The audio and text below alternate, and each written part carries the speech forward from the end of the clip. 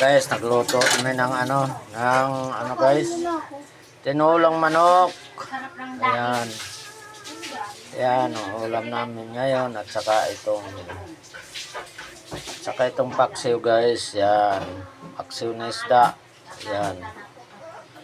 Ayan. Kasi pag bawal sa amin masyadong maraming kanin. Ayan, paksiw at saka kamuting kahoy. Ayan guys. Nandito ka na siya. Ayan, yung tanghalian. Kunti lang na kanin. Ayan. Ayan niya ng paksiw.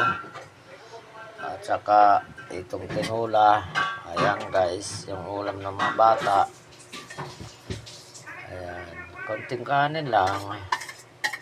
Ayan guys, kapaksiw. Kamuting kahoy, tanghalian. Ayan guys. Ayan. Kasi bawal nga yung masyadong kanin eh. O, ayan guys. Ito nga, maraming kanin. O, yun. Kaya ayan mga guys, ang ulam namin.